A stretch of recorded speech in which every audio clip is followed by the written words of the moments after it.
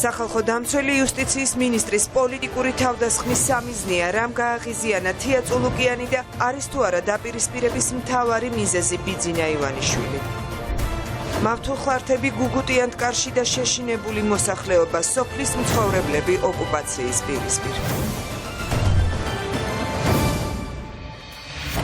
მოგესალმებით, ეს არის მთავარი 3 საათზე, მე თამარ ბაღაშვილი ვარ. სახალხო დამცველი დღეს იუსტიციის მინისტრის მხრიდან პოლიტიკური თავდასხმის მთავარი სამიზნე გახდა. ნინო ლომჯარიაზე თია წულუკიანმა ღია იერიში მას შემდეგ მიიტანა, რაც სახალხო დამცველმა პენიტენციურ დაწესებულებებში არსებული ვითარების შესახებ უმწვავესი ანგარიში წარადგინა და სასჯელ აღსრულების დაწესებულებებში ეგრეთ წოდებული მაყურებლების და კრიმინალური ავტორიტეტების დაბრუნების კონკრეტული მაგალითები დაასახელა. იუსტიციის მინისტრმა ნინო ლომჯარია არაკომპეტენტურობაში დაადანაშაულა, თუმცა მოგვიანებით თავადვე აღიარა, რა არის მისი გაღიზიანების მთავარი მიზეზი. იუსტიციის მინისტრი სახალხო დამცველს მისი და ბიძინა ივანიშვილის არასაკმარისი დაცვის გამო საყვედურობს. თქვენ არ ხართ ბიძინა ივანიშვილის სახალხო დამცველი. ამ სიტყვებით მიმართა თია წულუკიანმა ნინო ლომჯარიას საკომიტეტო სხდომაზე და აღიარა, რომ ომბუდსმენის ანგარიშის მოსმენის შემდეგ ისე აღელდა, რომ 24 საათიანი დეესკალაციის ოთახით სჭირდება. თქვენ არ ხართ ყველას ომბუდსმენი? ბიძინა ივანიშვილის ომბუდსმენი თქვენ არ ხართ, როცა ლანძღავენ და შეურაცხყოფას აყენებენ მას და მის ოჯახს. მე თქვენი დაცვა არ მახსოვს და არც მჭირდება, არ ხართ ჩემი ომბუდსმენი. ახლა ხანს მოვისმინე, ისიც ცოტა დაგაგვიანდათ, ბატონი ანდრის მცირეწლოვანი შვილები დაიცავით და როგორღაც გახდით მათი ომბუდსმენიც. სხვა მაგალითი სად არის, რომ ან თქვენ პოლიციელი დაიცავით, ან დეპუტატი დაიცავით, ან მინისტრი დაიცავით, ან სასჯელ აღსრულების თანამშრომელი დაიცავით, რომლებსაც აფურთხებენ, ცემენ, წიხლებს ურტყამენ. მოვისმინეთ სიმართლეც, მოვისმინეთ ჭორებიც, მოვისმინეთ არაპროფესიონალიზმიც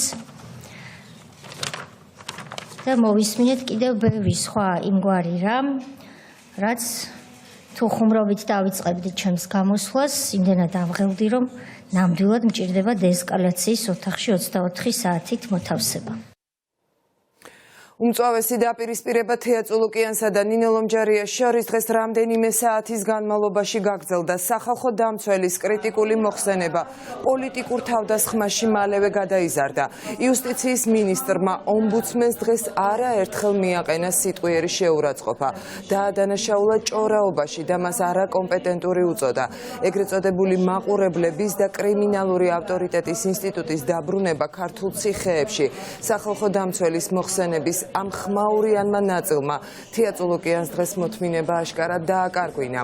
ნინო სამყურაშვილი გვერდდება ახლა პარლამენტიდან პირდაპირ ეთერში და ხმაურიანის სხდომის დეტალებს უფრო კონკრეტულად მოგვიყვება. თია წულუკიანი დღეს იყო ძალიან გაბრაზებული და ის სხდომათა დარბაზში ტრიბუნასთან დგომის დროს პირდაპირ თავს ესხმოდა სახალხო დამცველს. მან თქვა ის, რომ სახალხო დამცველი არის არაპროფესიონალიზმი და ის არაჯერ უნდა დასრულებს თავის საქმიანობას და სახალხო დამცველი არაკეთებს იმას, რომ თანაბრად დაიცვას ყველას უფლებები. დღეს დისკუსია იყო ადამიანის უფლებათა დაცვის კომიტეტის სხდომაზე და პირდაპირ ამბობდა თია წულუკიანი, რომ ეს არის პირდაპირ შეტევა მასზე და კონკრეტულად მას დაესხა თავს სახალხო დამცველი. სახალხო დამცველმა კი უთხრა თია წულუკიანს, რომ მისი ინტერესი არ არის თია წულუკიანი და არანაირი მნიშვნელობა არ აქვს თუ ვინ იქნება იუსტიციის მინისტრი. სახალხო დამცველმა დღეს თქვა, რომ ის არაპირებს, რომ თვალი დახუჭოს იმაზე, რა პრობლემებიც არის დღეს ციხეებში. ციხეებში კი დღეს არის პირდაპირ მაყურებლების ინსტიტუტი არის, რომელიც ხელმძღვანელობს ციხეებს და ადმინისტრაცია საერთოდ არაფერში აღარ ერევა. დღეს ამის გამო სახალხო დამცველი თია წულუკიანმა მწვავედ გააკრიტიკა, ასევე სახალხო დამცველის აპარატის თანამშრომლები გააკრიტიკა და თქვა ის, რომ დახეული ჯინსებით დადიან სახალხო დამცველის აპარატის თანამშრომლები ციხეებში. ქალბატონო ნინო ამ სამსახურს არ ქვია პენიტენციალური, ეს არის პენიტენციური დაწესებულება და პენიტენციური სამსახური. ეს არის სახალხო დამცველი, რომელიც პატიმრებთან არ დადის. 2018 წელს ქალბატონი ნინო თავად ბრძანდებოდა საპატიმროში სულ 4 ჯერ. 2019 წელს ქალბატონი ნინოს ჩვენთან მობრძანების და პატიმრებისთვის ხელის ჩამორთმევის რიცხვი არის 0. სახალხო დამცველი სად შევა, ვის შეხვდება, როდის შევა, როდის არ შევა, ეს არის სახალხო დამცველის გადაწყვეტილება. ეს მინისტრის გადასაწყვეტი არ არის.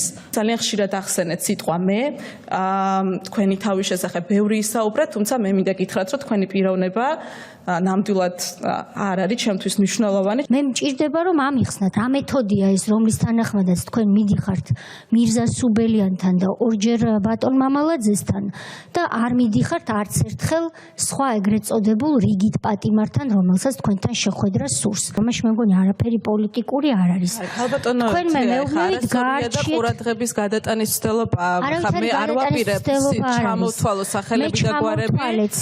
ბატონო, უცნობი პატიმრების, რომლებსაც შეუხედრივად მათ შორის სასიკუდილოდ გადადებულ მოშიმშილე პატიმრებს, რომლებსაც ჩემი თქმით შეუწყვეტი არა ქალბატონო, არასწორ ინფორმაციას გაწოდებენ.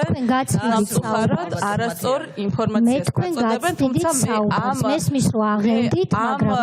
დისკუსიაში აღარ შემოყვებით. მე არ მაქვს თქვენგან განსხვავებით პოლიტიკური მიზნები და პოლიტიკური გეგმები. თქვენ არ მაქვს რაღა მიზანი გქონდეს პოლიტიკური 2020 წლის იანვარში.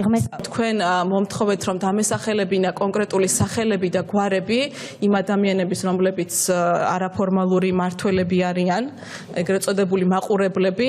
პირველ რიგში ეს სახელები და გვარები პირველ რიგში ცნობილი არის სწორედ დაწესებულებების ხელმძღვანელებისთვის, იმიტომ რომ მათგან არის სწორედ დელეგირებული ეს ძალაუფლება და შეგიძლიათ მათ კითხოთ, ვინ არიან ეს ადამიანები.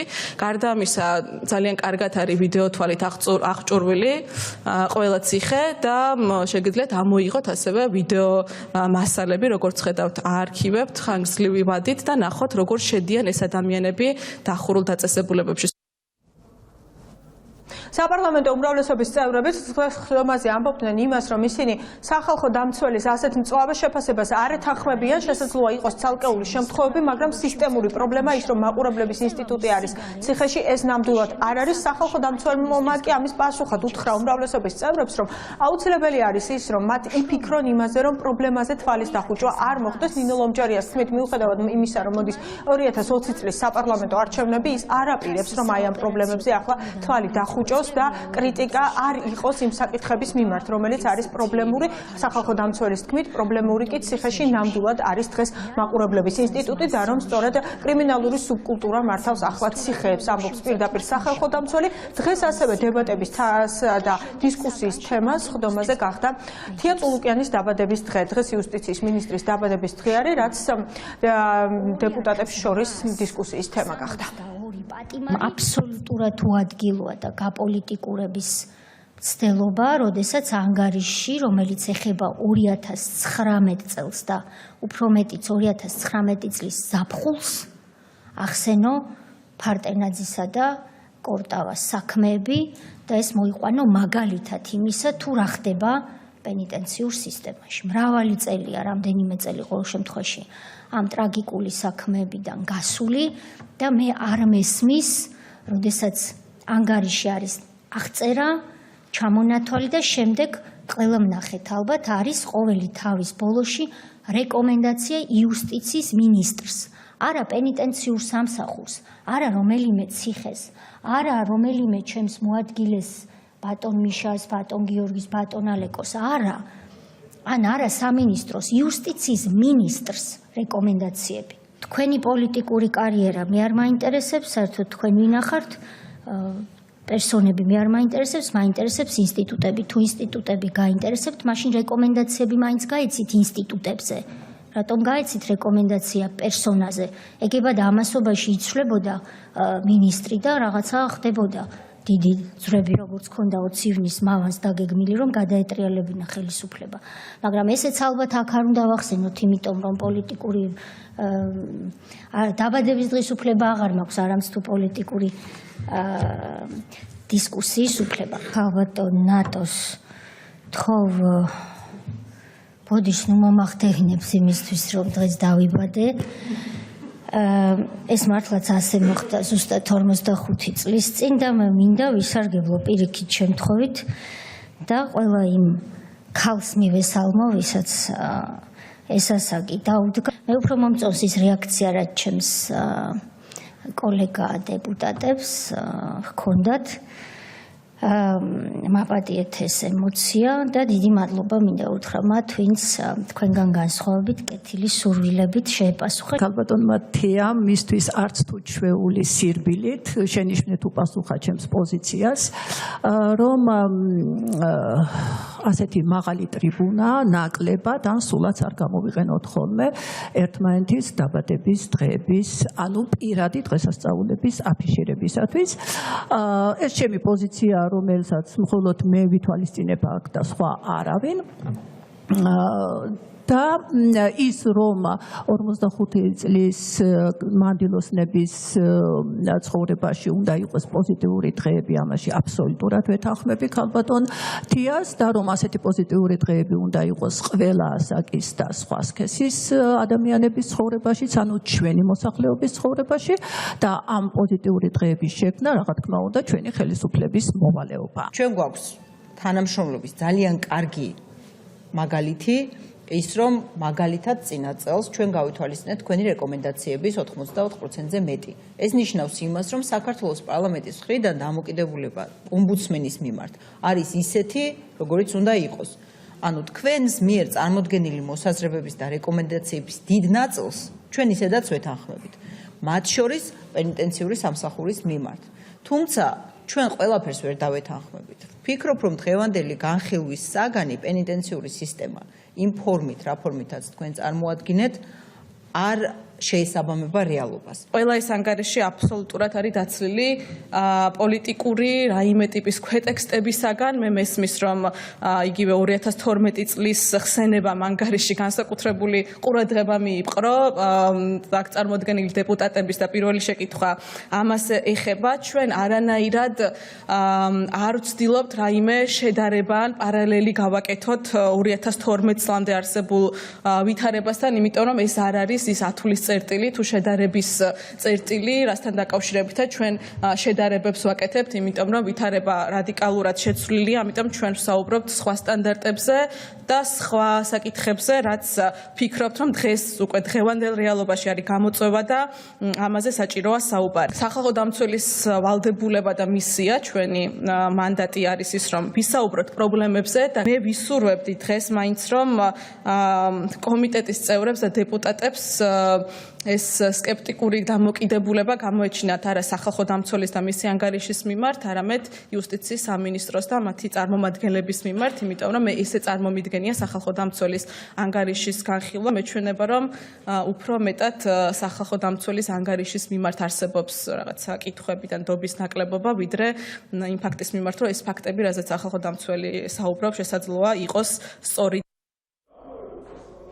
იუსტიციის მინისტრსა და სახალხო დამცველს შორის დაპირისპირება სხდომის დასრულების შემდეგაც გაგრძელდა, მათ განცხადებები გააკეთეს და დღეს სახალხო დამცველმა უპასუხა თია წულუკიანის პოლიტიკურ ბრალდებებს იმასთან დაკავშირებით, რომ ნინო ლომჯარია, როგორც თია წულუკიანმა თქვა, არ არის ბიძინა ივანიშვილის და ასევე მისი ომბუდსმენიც. დღეს ნინო ლომჯარი ამბობს იმას, რომ კარგად უნდა ახსოვდეს იუსტიციის მინისტრს თუ რა მანდატი აქვს სახალხო დამცველს და როდესაც მაღალი თანამდებობის პირებზე არის საუბარი, სწორედ მაღალი თანამდებობის პირებისგან რომ დაიცვას მოქალაქეები.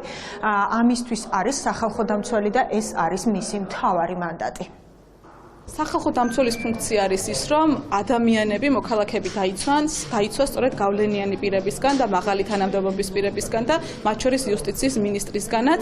შესაბამისად, ჩემი ვალი არის ადამიანების მათგან დაცვა და არა მათი დაცვა. ამიტომ ვერ ხვდები კონკრეტულად რას გულისხმობენ, თუ მათ მიმართ დაირღვა ადამიანის უფლებები, რა თქმა უნდა, სახალხო დამცველი ყველას უფლებას დაიცავს. სამწუხაროა, რომ არა მარტო ქალბატონმა მინისტრმა, არამედ მე მომეჩვენა, რომ კომიტეტის წევრებმაც უმრავლესობიდან მიიღეს აღნიშნული ანგარიში რაღაცა პირად საკითხად, რომ თითქოს იგივე მინისტრის წინააღმდეგ იყო თითქოს და ეს ანგარიში მომზადებული და ასე შემდეგ. კომიტეტმა ფაქტურად უარყო, რომ კრიმინალურ სუბკულტურას აქვს ადგილი ციხეებში და არაფორმალურ მმართველობას.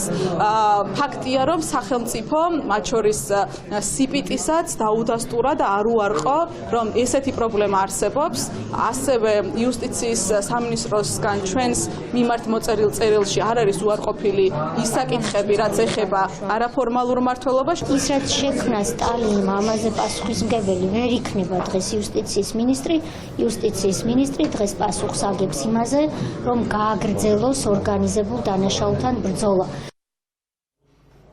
თია წულუკიანს დღეს ჩვენ ვკითხეთ მის პოლიტიკურ მომავალთან დაკავშირებით, რადგანაც განცხადებების ხდომაზე თავად გააკეთეთ. თია წულუკიანი ამბობს იმას, რომ ის იქნება სუპერ აქტიური 2020 წლის საპარლამენტო არჩევნების დროს.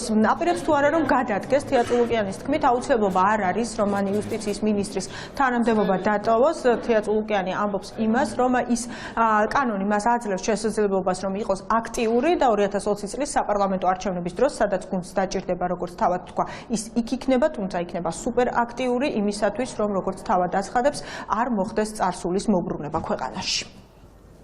მე თუ კი ეს იქნება ქართული ოცნების სურვილი, ვაპირებ დავრჩე პოლიტიკაში მათთან ერთად. არჩევნების შემდეგ სრული 8 წელი იქნება შესრულებული ჩემი და ჩემი თანამებრძოლი პირების საქმიანობისა იუსტიციის სისტემაში. მე პირადად ვფიქრობ, რომ ეს საკმარისი პერიოდია იმისთვის, რომ ერთი ადამიანი ხელმძღვანელობდეს ერთ სისტემას. მე მჯერა, რომ საქართველოს იუსტიციის სამინისტრო და მთლიანად სისტემა ციხეების ჩათვლით გაისად ამ დროსაც იქნება მართული ადამიანის უფლებებზე ორიენტირებული ქართული ოცნების წარმომადგენლის მიერ. უფლება გჯეროდეს, არავის არ წაუთმევია არავისთვის. მე გიზიარებთ გულწრფელად იმას, რისიც მჯერა. რაც შეეხება კამპანიაში ჩართვისას გადავდგები თუ არა, მე ასეთი განწყობა არ მაქვს. მე მინისტრს მაქვს უფლება ვიყო მინისტრი და ასევე ვიყო სუპერაქტიური, ვიდრე რომელიმე წინა არჩევნების დროს მინისტრობისას ყოფილ ვარ 2012 წელს არ გულისხმობ საარჩევნო კამპანიაში. მე ვაპირებ ამას, იმიტომ რომ მე როგორც ამ ქვეყნის ერთი მოქალაქე ყველაფერს გავაკეთებ იმისთვის, რომ არ დაუშვა წარსულის დაბრუნება საქართველოში. თია წულუკიანმა, როგორც მოისმინეთ, თქვა ის, რომ ის აიქნება აქტიური 2020 წლის საპარლამენტო არჩევნებში ჩართულ კამპანიაშიც და დღეს თავადაც არ დაუმალავს ის, რომ სახალხო დამცველის ეს ანგარიში პირადად მის წინააღმდეგ იყო მიმართული. იუსტიციის მინისტრმა ეს დღევანდელი მოსმენა გადაიყვანა პოლიტიკურ ჭრილში, თავს დაესხა სახალხო დამცველს და თქვა ის, რომ ნინო ლომჯარია არ არის არც მისი ომბუდსმენი და ის არ არის ასევე არ იცავს ბიძინა ივანიშვილის ინტერესებსაც. ნინო სამყურაშვილი საუბრობდა ხმაურიანი საკომიტეტოს ხდომის დეტალებით პირდაპირ ეთერში და იუსტიციის მინისტრს არ უყვარს ოპონენტები და დღეს გაირკვა, რომ მას სასტიკად სძულს დახეული ჯინსები. თია წულუკიანი სახალხო დამცველთან შეხვედრაზე კომპრომატებით შეიარაღებული მივიდა. იუსტიციის მინისტრმა საკომიტეტო მოსმენაზე ციხის საკანში გადაღებული ჩანაწერები წარადგინა, რომლითაც მან სახალხო დამცველის წარმომადგენელს დრეს-კოდი დაუწუნა. ასევე ყავის დალევის, სიგარეტის მოწევის და საპირფარეშოთის სარგებლობის გამო გააკრიტიკა. სახალხო დამცველის წარმომადგენელი, რომელიც ორჯერ ადუღებინებს ყავას პატიმარს, მიირთმევს მის შოკოლადს, ეწევა მის სიგარეტს და შემდეგ საკანში პატიმრისთვის განთავსებულ სველ წერტილს მოიხმარს, დახეული ჯინსი აცვია. ამ ადამიანს ოპერაში არ შეუშვებენ არამც თუ ციხეში. აი თქვენ რომ გახდით თქვენ თანამშრომლებს დახეულ ჯინსებს და გაუკეთებთ ბეჯს, მერე მეც გავუკეთებ ჩემ თანამშრომლებს, რომელსაც ახლა უკვე ხარისხიანი ფორმა აცვიათ ეგრეთ წოდებულ ბეჯებს.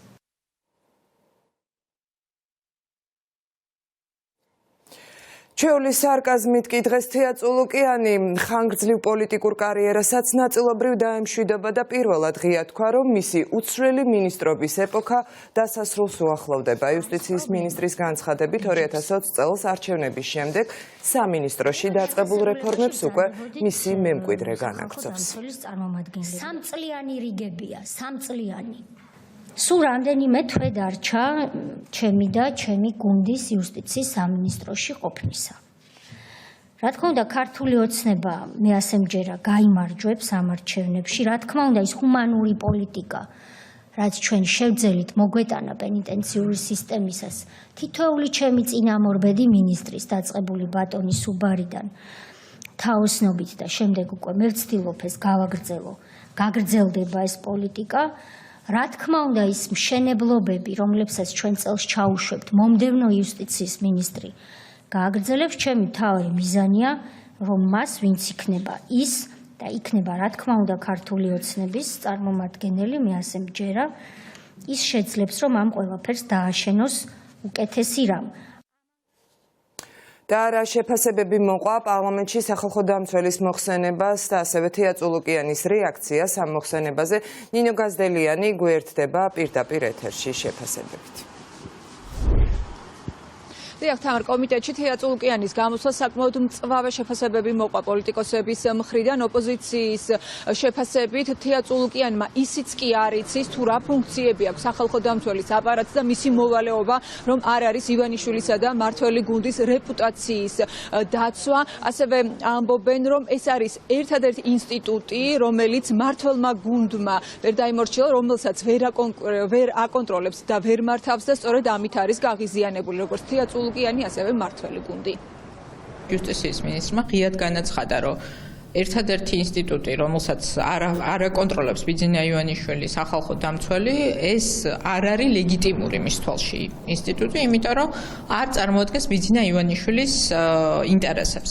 ეს ნიშნავს იმას, რაზეც ჩვენ საუბრობთ, რომ ივანიშვილმა მიიტაცა ყველა სახელმწიფო უწყება, მიიტაცა როგორც ესეთი სახელმწიფო და მისი ხელისუფლების დღის წესრიგში არის, რომ ეს პროცესი რაც შეიძლება სწრაფად დაასრულონ და გაეპარათ სახალხო დამცველი, რომელსაც ვერ აკონტროლებენ. ვიხილეთ წულუკიანის სპექტაკლი ამ კომიტეტზე უწიგნური, უვიცი და ბნელი. ისაუბრა იმაზე, როგორ უნდა იცავდეს სახალხო დამცველი მთავრობის და მისი მარჩენალი ივანიშვილის რეპუტაციას და გარეგნობაზე და ჩაცმულობაზე. სხვა შორის თუ თვლიდა, რომ პრობლემა იყო ჩაცმულობაში, ამის რეგულაციაც რაციონალური, მისი საქმე იყო. გამოიცა ბრძანებულება, თუ რამეს ცლის რაციონალურად ხო მიღებულია მსოფლიოში, რომ მაგალითად ძალიან გამომწვევად ჩაცმა სიშიშვლე არ არის მისაღები თუნდაც ვიზიტორებისთვის, ეს ნორმალური რეგულაცია. თუმცა ეს მისი ფუნქცია იყო. ქართული ოცნება და თეა წულუკიანი არ არიან ადეკვატური არც ხელისუფლება და არც მინისტრი და შესაბამისად ძალიან სწორ და პრობლემურ საკითხებზე, როდესაც სახალხო დამცველმა ისინი სარკეში ჩაახედა, ნაცვლად იმისა, რომ პრობლემები გამოასწორონ, სარკეს დაუწყეს ჩხუბი. წულუკიანის ეს თავდასხმა არ არის პირველი, ის გამოირჩევა სიძულვილის ენით, სარკაზმით და დაცინვით, მაშინ როდესაც განსაკუთრებით მის მიერ ჩაფლავებულ რეფორმებზე და ქმედებებზე ხდება მხილება.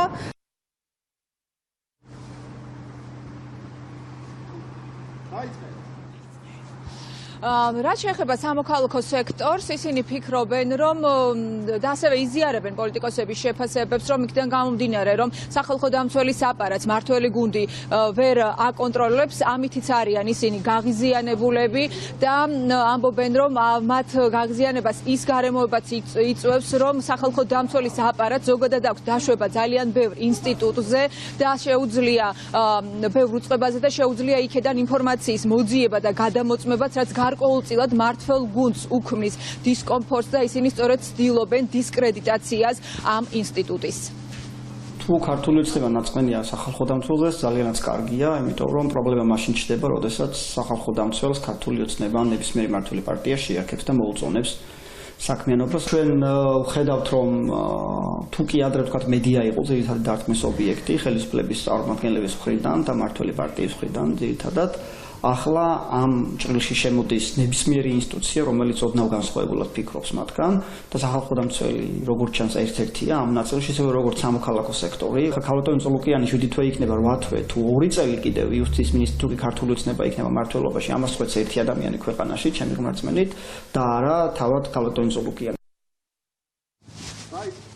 რაც შეეხება თეა წულუკიანის თანამდებობიდან წასვლას, ასევე სამოქალაქო სექტორში ფიქრობენ, რომ ის რამდენი თვე გაჩერდება და იქნება თუ არა კვლავ იუსტიციის მინისტრი, ამას ისევე როგორც თეა წულუკიანი და როგორც სხვა მინისტრები თავად არ წყვეტენ, ამ გადაწყვეტილებას იღებს მხოლოდ და მხოლოდ ერთი ადამიანი და ეს ბიძინა ივანიშვილია.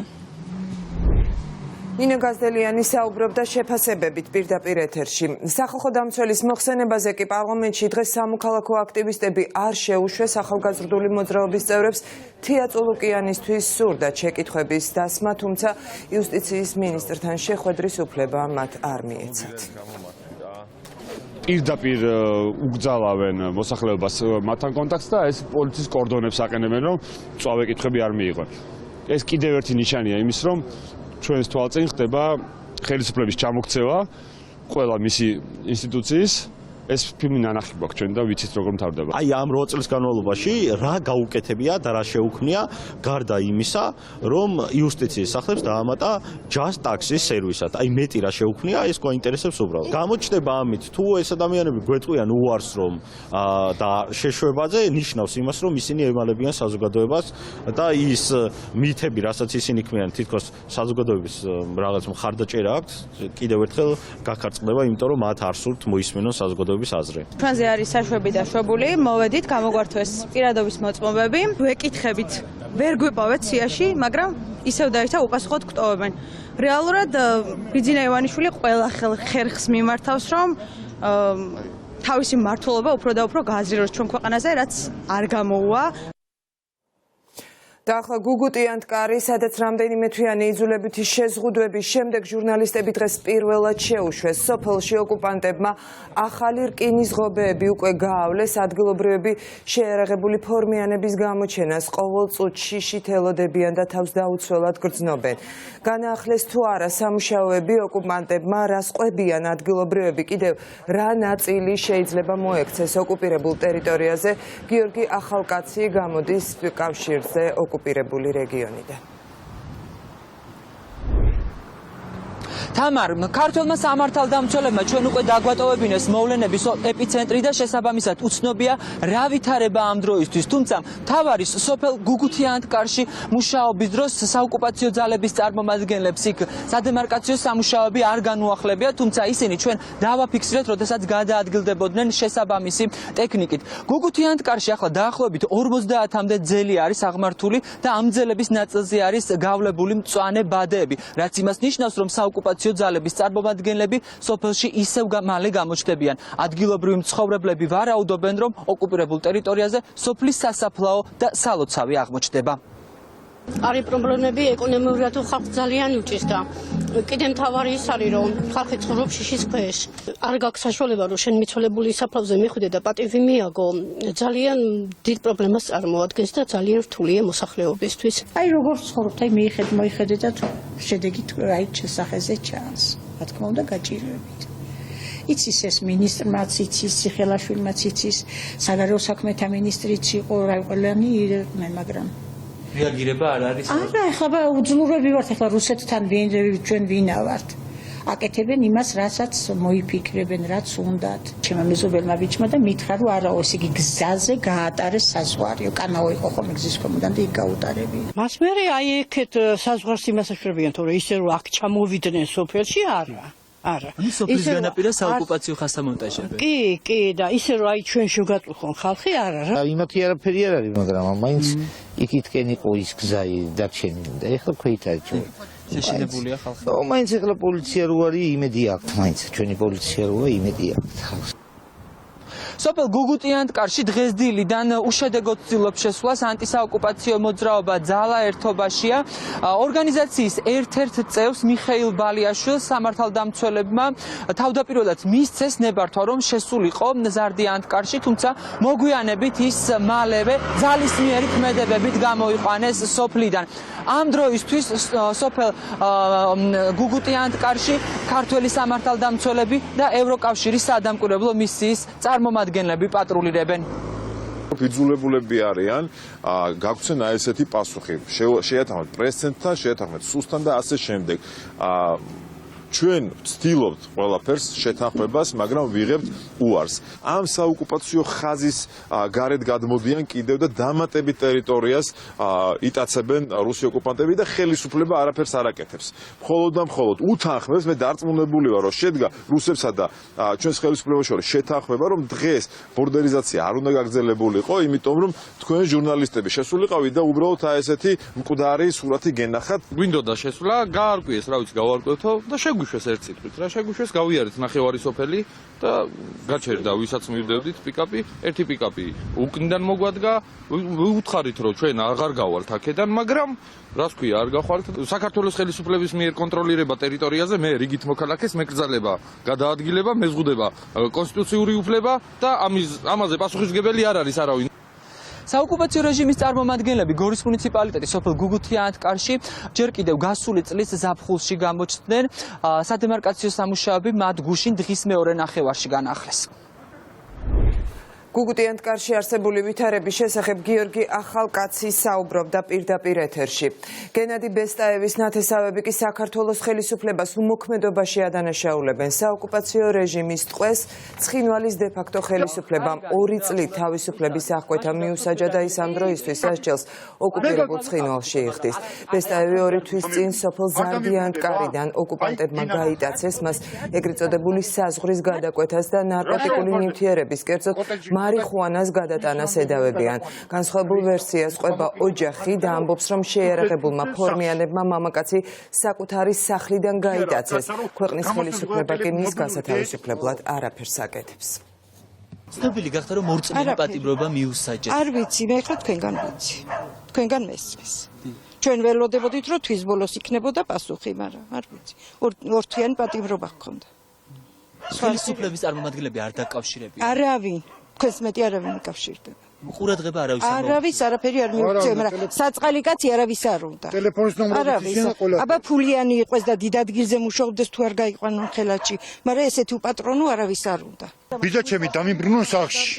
ტყილო მიზეზოსთან ნუიხებია. თორე ჩვენს პასუხისმგებლები არ გავხდებით ჩვენ თავებზე. აი მაგას ვითხოვ. მეც არაფერს. როგორ დაიჭირეს? სახლიდან და არეული იყო ის სახლიც. სახლიდან გაიყვანეს. რუსები შევიდნენ სახლში? კი, შევიდნენ რუსები სახლში. ანრიო ხანაშულთან დაპირისპირების საქმეზე ბრალდებული ვახტანგ რობაქიძე დღეს სამხარაულის სახელობის ექსპერტიზის ბიუროში იმყოფებოდა, სადაც მას ვიზუალური დათვალიერება ჩაუტარდა და ხელზე არსებული დაზიანება აღწერეს. ვახტანგ რობაქიძე ამბობს, რომ მასზე ფიზიკური ძალადობა ბაკურიანის პოლიციაში მოხდა, რა დროსაც კიდურების და მუცლის არეში დაზიანება მიიღო.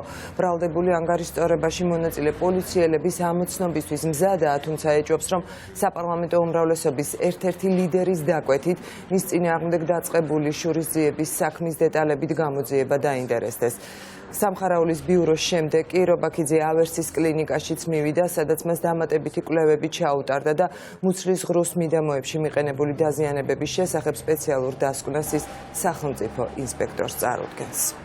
პოლიციის შენობაში უკვე აღნიშნე ხელის დარტყმა მოხდა ჩემს მუცლის არეში, ასევე 2 კილისგან მიღებული დაზიანება მოხდა ხელზე, ეს დარჩენილი, ეს არის 1 კვირა, ზუსტად დღეს გავიდა 1 კვირა, დაფიქსირდა მხოლოდ ვიზუალური დათვალიერება მოხდა მხოლოდ ლევან სამხარაულის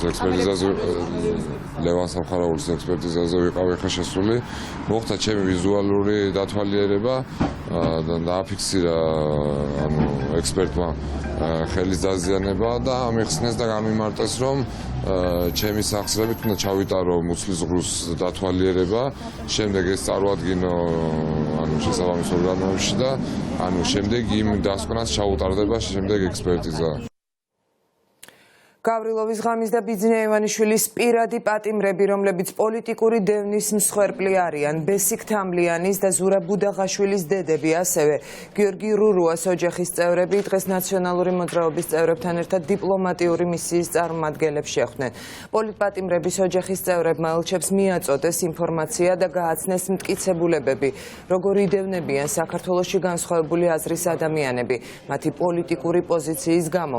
შეხვედრის დასრულების შემდეგ კი პოლიტპატიმრების ოჯახის წევრებმა პარლამენტის თავმჯდომარის მისაღებში გადაინაცვლეს, ისინი არჩილ თალაკვაძესთან შეხვედრას მოითხოვენ. რუსუდან ჯაბანიშვილი გვერდდება ახლა პირდაპირ ეთერში. რუსუდან, დაიწყო თუ არა უკვე შეხვედრა და პარლამენტის თავმჯდომარე არის თუ არა თანახმა შეხვდეს პოლიტპატიმრების ოჯახის წევრებს? ეხლა ეს შეხვედრა დაახლოებით 9 საათია უკვე მიმდინარეობს. სოციუმის დაკავებულების ოჯახის წევრები და ნაციონალური მოძრაობის წევრი თიკა ბოკუჩავა პირადად ხვდებიან პარლამენტის თავმჯდომარეს შეხვედრის დაწყებამდე. ოციუნის დაკავებულების ოჯახის წევრები ამბობდნენ, რომ ისინი პირადად გააცნობენ იმ მტკიცებულებებს პარლამენტის თავმჯდომარეს, რომლითაც მტკიცდება, რომ დაკავებულები არიან პოლიტპატიმრები და სავარაუდოდ დახმარებასაც თხოვენ ისინი პარლამენტის თავმჯდომარეს. მანამდე კი ასევე საკმაოდ ხანგრძლივი შეხვედრა გამართეს მათ დიპლომატიური კორპუსის წარმომადგენლებთან დაახლოებით 2 საათის განმავლობაში. დაკავებულების ოჯახის წევრები და ადვოკატები პირადად აცნობდნენ დიპლომატიური კორპუსის წარმომადგენლებს იმ ხარვეზებს და როგორც თავად ამბობენ უკანონობას, რომლებიც გამოიკვეთა დაკავებულთა საქმეში. როგორც თავად ამბობენ, ასევე შეთანხმდნენ იმის შესახებაც, რომ უახლოეს დღეებში კიდევ დამატებით ინფორმაციას წერილობით მიაწვდიან საელჩოებს. იმედიანი სახეებით გვიყურებდნენ, ბოლოს რო დაგვემშვიდობენ, ასე გვითხრეს, რომ ნერვიანობთ, ყველაფერი კარგად იქნებაო. მე ცოტა ემოციებიც მომერია, რაც მქონდა სათქმელი, თქვენ გულსფელად და იმედს ვიტოვებ, რომ დამეხმარებია. დამეხმარება სამართალს მივაღწევ ალბათ. ილაპარაკა ჩემმა ადვოკატმა ბიჭების მდგომარეობაზე, ანუ იმ მოცულობით, რა მოცულობითაც მიმდინარეობს ჩემო ოჯახზე ზეწოლა და რა დანაშაულებრივი მასშტაბით საბურველშიც გაგვახვიეს. მინდა სამართლებრივ ქვეყანაში ცხოვრება, რომ მე პირდაპირ სახელმწიფო კი არ უნდა ცდილობდეს ჩემ გადათელვას, არამედ უნდა იდგეს აქ მესამე ძალა სასამართლო, რომელიც ასე სანატრელი. ვისაუბრეთ იმ მიზეზებზე, რატომაც არის დღეს გიორგი ციხეში და იმ დარღვევებზე, რაც დაკავების დღიდან დღემდე მიმდინარეობს მის მიმართ. ის რომ ექსპერტიზის პასუხი მოვიდა, ის რომ დნმ-ი 4-ჯერ აუღეს, ის რომ თავიდანვე თვითონ არ აღიარებენ, მაგრამ ძალით აქვთ აღებული დნმ-ი და ყველანაირი დარღვევა, რაც კი გიორგის საქმეში იყო, ყველაფერი მოვყევით. მე და ბატონმა შავაშავგულიძემ ვისაუბრეთ კონკრეტულად გიორგი რურუას საქმეზე, როგორ უკანონოდ დააკავეს ის, როგორ ჩაუდეს იარაღი და მაყუჩი და რამდენი როგორი დარღვევებია მთლიანად ამ საქმეზე. მათგან პასუხებს ახლა არც მოველოდეთ, იმიტომ რომ თავარი იყო, რომ ინფორმაცია მიეღოთ, ძალიან დიდი ყურადღებით მოისმინეს. ნათელია, რომ გიორგი რურუა, ზურაბ უდაღაშვილი, ბესიკ თამლიანი, ირაკლი ოქრუაშვილი მცირე ჩამონათვალია იმ ადამიანებისა, ვინც ივანიშვილმა დაიჭირა მხოლოდ და მხოლოდ მათი საქმიანობის გამო, მაგალითად გიორგი რურუა, იმიტომ რომ ის არის ერთ-ერთი დამფუძნებელი მთავარი არხის და ასევე ძალიან აქტიურად ხელს უწყობდა მოძრაობა სირცხვილიას, მაგრამ ივანიშვილი ერთ რამეს ვერ ხვდება, რომ პოლიტპატიმრების ციხეში გამოკეტვით ის ვერ შეცვლის გარდაუვალ დასასრულს მისი რეჟიმისა. პარლამენტის თავმჯდომარესთან პირისპირ შეხვედრა სავარაუდოდ უკვე რამდენიმე წუთში დასრულდება არჩილ თალოკვაძის დღის წესრიგიდან გამომდინარე, რაც ეტყვის პარლამენტის თავმჯდომარე 20 იუნის დაკავებულთა ოჯახის წევრებს და რა ინფორმაციას გამოიტანენ ამ შეხვედრიდან, უფრო მეტი დეტალი სწორედ რამდენიმე წუთში გვეცოდინება.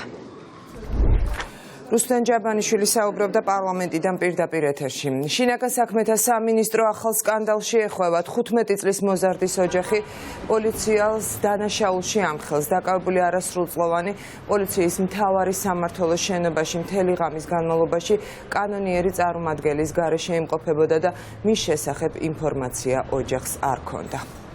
დარღვევა ის, რომ არ დამიკავშირდნენ თავიდანვე, როგორც დაკავება მოხდა, მაშინ მე უნდა დავკავშირდებოდნენ, იმიტომ რომ არასრულწლოვანია. როგორც ვიცი, არასრულწლოვანი არ ყოფილა, მაგრამ ნახვით არ მინახია ჯერჯერობით, ახლა შევარ და გავარკვევ რა ხდება. მითხეს, რომ გამოყვანილია კაბეზეზე და ხვალდილამდე ვერ ნახავთო და დანარჩენი არაფერი არ ვიცი.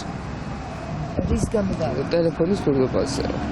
ჯანდაცვის სამინისტრო ადამიანისთვის სასიცოცხლოდ მნიშვნელოვან პროგრამებს სათანადოდ ვერ ასრულებს და ეს ქრონიკული დაავადებების სამკურნალო მედიკამენტების პროგრამამაც დაადასტურა. ზურაბ ჭიაბერაშვილის შეფასებით წამლებზე ხელმისაწვდომობა ქვეყანაში მთავარ სერიოზულ გამოწვევად რჩება. მით უმეტეს იმ ფონზე, როცა ბოლო 7 წლის განმავლობაში მედიკამენტების ფასები დაახლოებით 60%-ით გაიზარდა. ევროპული საქართველოს ერთ-ერთი ლიდერის თქმით, ასობით ათასი ადამიანი, ვისაც ქრონიკული დაავადება დაავადებების სწავლების ჭირდება პროგრამით ვერ სარგებლობს.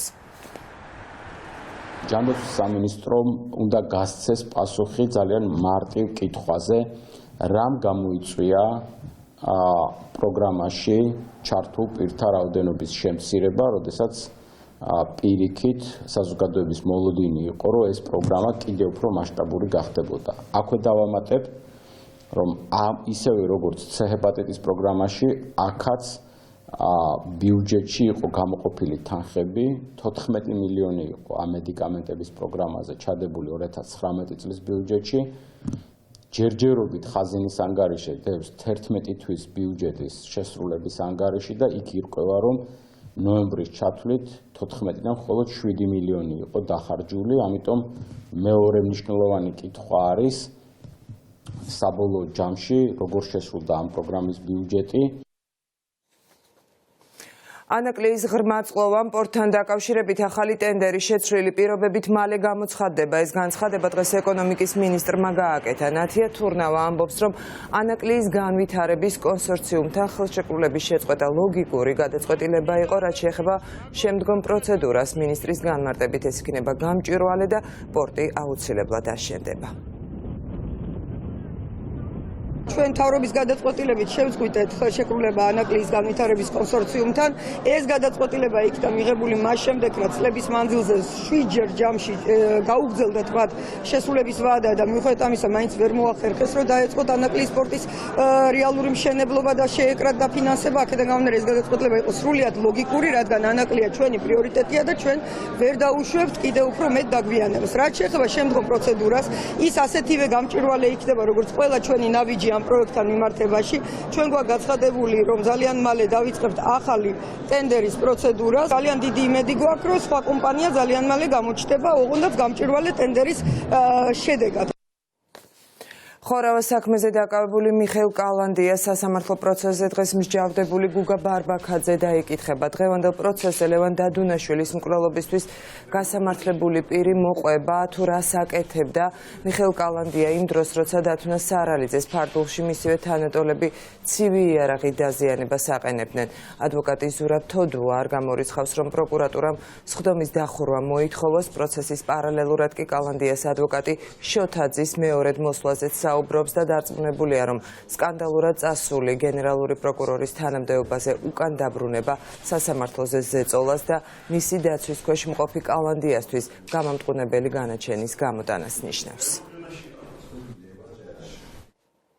ლეიბორისტული პარტიის ერთ-ერთმა წევრმა ლაშა ჩხარტიშვილმა საქალაქო სასამართლოში სააპელაციო სარჩელი შეიტანა. ჩხარტიშვილი მის მიმართ გამოტანილი გადაწყვეტილების გაუქმებას მოითხოვს და პოლიტიკურ დევნაზე საუბრობს.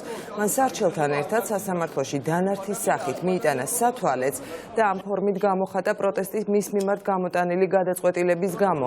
სათვალეს საქალაქო სასამართლომ არ ჩაიბარა. მაქვს მოთხოვნა, რომ ჩაიბაროთ წინამე შემთხვევაში თქვენთან მიმართებაშიც მიმართავთ სამართლებრივ მექანიზმებს.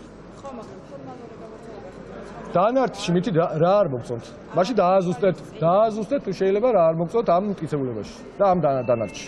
მოვითხოვთ გაუქმებული იქნას ჩემ წინააღმდეგ ერთ თვეში გამოტანილი მეორე პოლიტიკური ნიშნის დაკავებასთან დაკავშირებული გადაწყვეტილება რეკორდული ჯარიმის ოდენობით 300 ლარზეა საუბარი.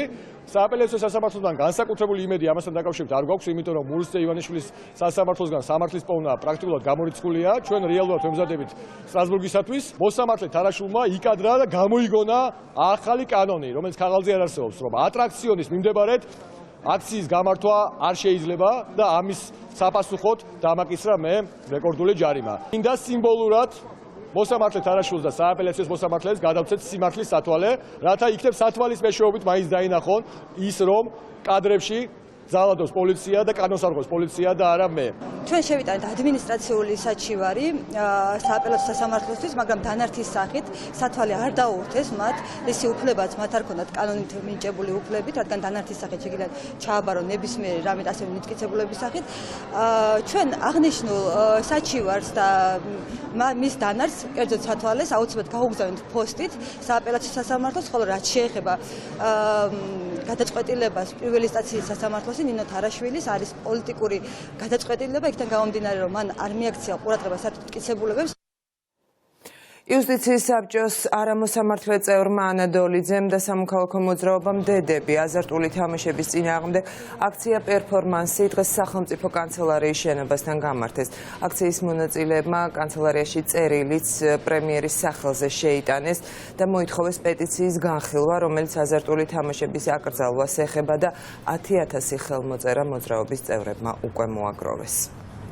28 იანვარს იქნება 2 თვე, რაც ჩვენ შევაგროვეთ უპრეცედენტო რაოდენობის ხელმოწერები. 10,000 ხელმოწერა და ელექტრონული პეტიცია ჩავაბარეთ ბატონ გახარიას აზარტულ თამაშებთან დაკავშირებით. იცით რომ ხალხს ძალიან აწუხებს აზარტული თამაშების თავაშვებულება საქართველოში, ეს არის ჩვენი დროის ეპიდემია. დღეს ჩვენ მივმართეთ წერილით, მოვითხოვეთ კონკრეტული პასუხი. რა გეგმა აქვს ჩვენს პეტიციასთან მიმართებაში, რას აპირებს მთავრობა? პეტიცია შემოსული და საჭირო იყო მასზე რეაგირება. აღნიშნავდით, რომ სუიციდის ფაქტები იყო ძალიან მრავლად ჩვენს ქვეყანაში და ამაზე იყო რეაგირება. აღნიშნავდით იმას, რომ აუცილებელია სარეკლამო სივრცის შეზღუდვა და აკრძალვა იქ, სადაც ჩვენს ბავშვებს, ჩვენს სტუდენტებს უწევთ მოძრაობა. ანას ბაღის მოსახლეობის პროტესტის მიუხედავად კახი კალაძე მრავალსართულიან საცხოვრებელ კორპუსს მაინც ააშენებს. დედაქალაქის მერი თვლის, რომ ყველა სურვილი გათვალისწინებული ვერ იქნება და ვერც ტერიტორიის ადგილმონაცვლეობა შესთავაზებს კომპანიას. მერის ამ პასუხის მიუხედავად მოსახლეობა პროტესტის შეწყვეტას არ აპირებს. მე დროებით გავაჩერებ მშენებლობის ნებართვა, როდესაც ამირჩიეს, შევისწავლეთ და მშენებლობის ნებართვა გაცემული იყო კანონის ფარგლებში. კიდევ ერთხელ ხაზი მინდა გაუსვა იმას, რომ ანას ბაღს, მწვანე სივრცეს არანაირი საფრთხე არ ემუქრება, ადგილმონაცვლეობა ვერ მოხდება. იცით რა არის? ეს ტენდენცია კატეგორიულად მიუღებელია ჩემთვის, დამოკიდებულება ჩემი თანაგუნდელებისთვის, რომ მე არ მინდა უბრალოდ იქ რომ განხორციელდეს მშენებლობა და დავაი არ უნდა გაკეთდეს. ეს კატეგორიულად მიუღებელია. ინფორმაციის თავისუფლების განვითარების ინსტიტუტმა და მონაცემთა გაცვლის სააგენტომ ღია მონაცემების ხელმისაწვდომობის კუთხით არსებულ გამოწვევებზე იმსჯელეს. მთავარ გამოწვევად საკანონმდებლო ბაზის და სტანდარტების არარსებობა დასახელდა იმის მიუხედავად, რომ ღია მონაცემების ერთიანი სახელმწიფო პორტალის არსებობს, საჯარო დაწესებულებები კანონმდებლობით ვალდებულები არ არიან მონაცემები ამავე პორტალზე გამოაქვეყნონ. როგორც შეხვედრაზე აღინიშნა, ეს მხოლოდ მათ კეთილნებაზეა დამოკიდებული, რის გამოც წირია იმ მონაცემების ჩამონათვალი, რომელსაც საჯარო დაწესებულებები აქვეყნებენ.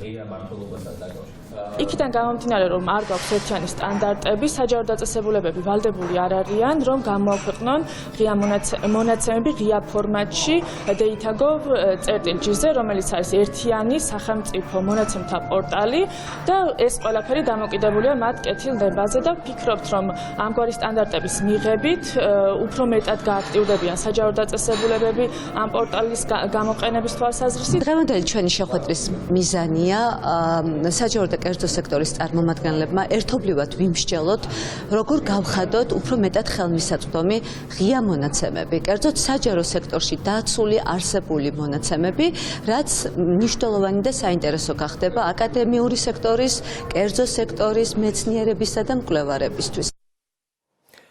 არარაციონალური შეზღუდვა, რომელიც იმედია მალე მოიხსნება, ასე ეხმაურება ეკონომიკის მინისტრი რუსეთთან ფრენების შეზღუდვას და იმედი აქვს, რომ ეს გადაწყვეტილება მალე შეიცვლება. ნათია თურნავა ამბობს, რომ ჯერ კონკრეტული ინფორმაცია არ აქვს, აპირებს თუ არა ოკუპანტის სახელმწიფო ამ შეზღუდვის მოხსნას, თუმცა აცხადებს, რომ ტურისტები რუსეთიდან საქართველოში სხვადასხვა გზით მაინც ჩამოდიან და შეზღუდვა აზრს კარგავს.